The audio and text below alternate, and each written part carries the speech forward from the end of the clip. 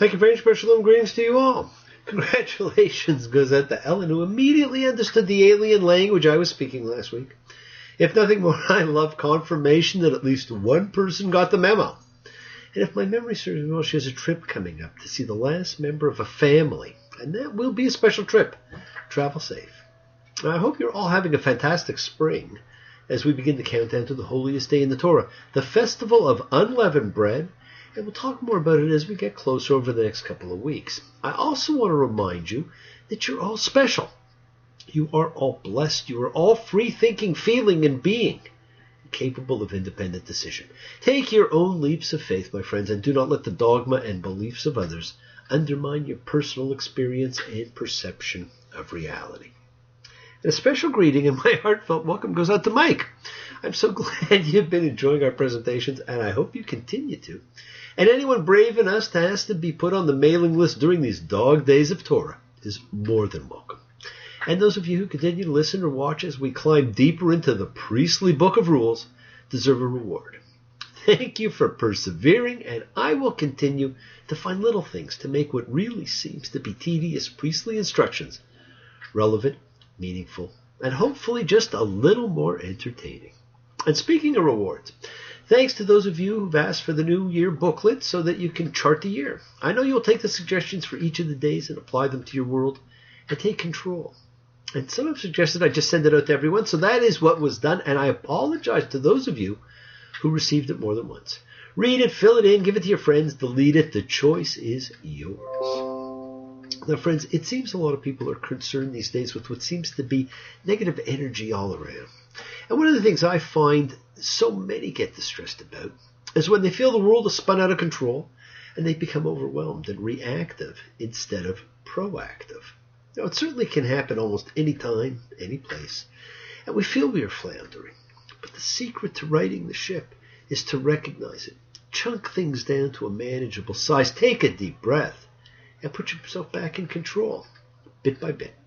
Do not forget you have that place, that special slice of paradise you created, waiting just for you, containing all the things you need, you want, to make it yours, where you can go anytime, just by taking a deep breath. It is a wonderful tool for you to use, a place to examine life, get insights to problems, to ponder, to dream, to heal. Speaking of healing, thank you all for sending your thoughts, suggestions, and well wishes out to Mordechai, to Sherry, and to any you know in need of healing. And my thoughts and prayers go out to my friend Eliza, whose mother had a stroke, and a very good friend, son Benjamin, still not fully recovered from his surgery. They both could also benefit from some healing energy and good wishes. Mishaberach Avotenu, Makor HaBracha Limotenu. May the source of strength who bless the ones before us help us find the courage to make our lives a blessing. Bless those in need of healing with the renewal of body, the renewal of spirit. The healing energy you send out to the world heals the world. And it comes back to you. So keep sending whatever good you can to those in need. It envelops the world in love. And like a boomerang, it does come back. Now, spring always signifies certain things to me. Of course, it means Passover is upon us, with the festive meal called the Seder. The Masters Tournament will be on TV. Love is in the air. And it was the beginning of baseball season the other day, which means that the real spring is pretty close. As John Fogerty put it, well, beat the drum and hold the phone. The sun came out today. We're born again. There's new grass on the field. Put me in, coach. I'm ready to play today. Put me in, coach. I'm ready to play. Look at me. I can be center field. Well, you all can be center field. Willie Mays, Joe DiMaggio, Mickey Mantle, the greats of baseball have nothing on any of you. Well, Happy New Year, everybody. This is some Parsha to read to inaugurate the year. In a normal year, this and next week's Parsha are read together. But in leap years, they are not. Now, I don't know if that's good or bad. If they were read together, we'd spend a little less time on them. But there is a reason for everything. To everything. Turn, turn, turn. There is a season. Turn, turn, turn. And a time to every purpose under heaven. Did anyone sing Early Dylan better than Roger McGuinn and the Byrds? And wouldn't it be great to know every purpose under heaven? Well, you can. Do not forget, this is the 1st of Nisan, the 9th of April this year. And friends, the 1st of Nisan begins the year. Exodus 12:1. Va'e'amer Adonai el Moshe ve'el Aaron. And the Lord spoke to Moses and Aaron in the land of Egypt, saying, this month shall be for you the beginning of months. It shall be the first of the year to you. This shall be the first of months. Now, that's interesting. Most people in the modern era simply view the entry into the month of Nisan as the 2-minute warning before Passover. Except instead of 2 minutes, it's 2 weeks. Passover's on the full moon of Nisan, and we're at the new moon. So that's coming in 2 weeks. So you better start thinking about cleaning the place up, going to the store to buy some matzah, maybe thinking about staying on the proposed menu of unleavened bread, but, then thinking how it really does not work that well with our normal foods. Checking to see what nights are Seder nights, and where we are going, or are we hosting. And friends, that is an odd way to prepare for the Torah's holiest day of the year. And as I said, we will talk more about it. But friends, it is the first day of the year, the beginning of your annual chance to create the life you want.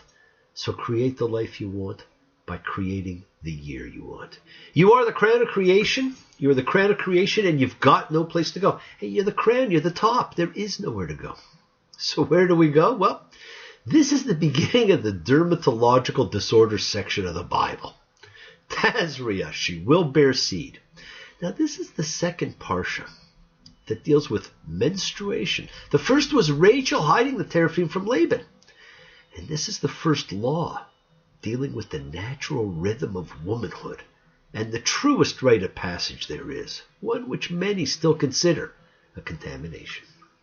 Now, this is a very strange parsha because of its implication that a woman giving birth has committed a sin. Wow, what a thought and what a legacy. The sacrifices after childbirth remind us that the act of giving birth is itself a miraculous encounter with divinity. And congratulations go to Lindsay and Mark, who are in the midst of that divine encounter. It's not to be regarded as just ordinary life. Instead, the Torah grants the event sanctity and significance by demanding sacrifices. The new baby is a gift from God, and the mother naturally wants to reciprocate with a gift. She brings a burnt offering and a sin offering as her gifts to God, who blessed her with a child. And we will talk about that horrible choice of term, sin offering. Now, after the mother's days of purification were completed, she was readmitted to the tabernacle and the sacrificial service. At that time, she was required to bring a burnt offering and a sin offering to the Lord. Leviticus 12:6. And when the days of her purification had been completed, whether for a son or for a daughter, she shall bring a sheep in its first year as a burnt offering, and a young dove or a turtle dove as a sin offering to the entrance of the tent of the meeting, to the Kohen. The sin offering seems troubling. Did the woman sin by having a baby? On the contrary, she was fulfilling the commandment to be fruitful and multiply. So why did she need to bring a sin offering? Well, whenever we're not sure of something, we know where to go. The Talmud explains, and I know it's not supposed to be funny, but I love some of the explanations in there. Anyhow, it says that when a woman is in the pain of childbirth, she might inadvertently curse her husband or take a vow never to let him touch her again. And because of that, she must bring a sin offering to exonerate herself from her rash vow or her resentful thoughts. Now, while women who have gone through the pain of childbirth may concur with some of the sentiments, this is hardly a credible interpretation. Now, a simpler explanation, I think, and again, this is just what I think, is that sin offerings were often brought for purification purposes. Now, when that happened, the sin offering was not a punishment for a sin or a consequence of iniquity. It was simply part of the purification ritual. Along similar lines, a person who suffered an unnatural bodily discharge and a person being purified of leprosy also brought sin offerings, neither of which either are sins. This is a book of rules, not of explanations. So I try and find explanations to help you make more sense of what is there. And in a rule book emphasizing specifics, and it says the impurity of the woman, literally in 30 days and 3 days. Now, when one adds the initial 7 days, the total period during which the woman is considered contaminated and is to avoid contact with consecrated things is that formulaic figure of 40 days. Now, the blood of the first 7 days is considered impure. Afterward, her blood is deemed pure, but she must remain in this state for 33 days before she's free of the impurity contracted at childbirth. Now, on a mystical level, the mother's 40-day journey through ritual and fitness is really like a microcosm for her baby's own odyssey through life. At 40 days, an embryo's heart has gone from being a single tube to a 4-chamber organ that pumps blood around their body. Their heartbeats are discernible by an ultrasound. Their skin is in place, covering the vital organs, liver, kidneys, lungs, all in place. Hands and feet developing. It is real. The notion that the blood of childbirth rendered the woman ritually impure was widespread in the ancient world. And perhaps ancients believed that there was seed in the blood discharged by the childbearing woman, and so the loss of blood was associated with death, and therefore it conveyed impurity. So again I ask, why a sin? Now friends, I believe it is in the translation. I believe we should really be calling this an offense offering. The present situation is a deliberate instance of why it's misleading to render the Hebrew chatat, as pretty well all English versions do, as a sin offering. Surely the childbearing woman has done nothing that can be called a sin. The state of ritual impurity, however, imposed on her by biological circumstances, makes her a potential source of violation of the sanctum, which would be an offense to the cult and to its divine object. And so she is enjoined to present an offense offering that will mark the completion of her period of purification. Sin's a powerful word. Now, the Catholic Church gave us a list of 7 that we tend to fall prey to. Envy, gluttony, greed, lust, pride, sloth, wrath. I probably have enjoyed them all. Now, certainly bearing a child is not one.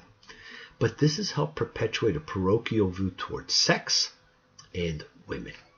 Now, the remainder of this parsha and the next, which I will remind you are normally read together, are about another mistranslated term, leprosy. And that ties so much more together. It ties the first sign that God tells Moses to perform to show who he is, to the mysterious punishment of Miriam in the desert, to the great sin, there's that word again, of our time, discrimination. The powerful separating of people from inclusivity. And it's told in a medical way. It is a special distress, embarrassing, frightening. One feels ugly. One does not know how long it will last. One wonders if others are making fun, or pitying, or feeling disgusted. But we'll talk of that next time. But for now, let's create the year we want. Put your energy into the next 12 days, signifying what you want in the 12 months ahead. Read the little booklet. If you have questions, send me an email. And of course, the beauty of it is, in 6 months at the next equinox, if it is not gone how you want, you get a do-over. The true miracle of Rosh Hashanah and Yom Kippur, and we'll talk about them then. The world is sacred. So is everything in it, my friends. Express your gratitude, light a candle, make a wish. Celebrate your life and the lives of those you love. Share your feelings with them. Live free. Be free. Honor your freedom. Be well, be happy, be blessed. Share and honor the light and all who live in the light and continue to shine. Continue to send everybody you know goodwill and love. Pray for peace and freedom for everyone, and end to terror and hatred. Remember, friends, we are a community. We learn together, we celebrate each other, we love each other. We share this ride together, men and women equally. Let us send out love, not fear. Send out peace, harmony, good healing to all who need it. And please do learn to forgive, learn to love. Open your hearts. Honor the relationships of your life and tell those you love that you love them. Take advantage of the time you have. Remember, the journey is yours to enjoy. Oh, wow, we have a call. Tell those you love that you love them. We take twists and turns in the patterns that weave through the fabric of our lives in our effort to grow, to learn, to be, to love. So please do love. And share the light with all who live in the light, and all who need the light. Send healing and love to all who need it. Truth is love, and you're starting from scratch. What do you want? Be true to yourselves.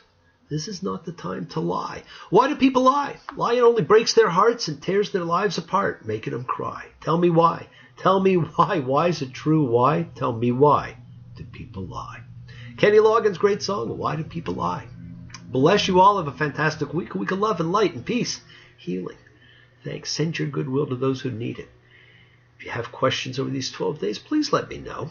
Keep on dreaming, keep being, keep teaching, keep sharing, keep shining, keep spreading your holiness. And thank you all for joining me. Shabbat Shalom.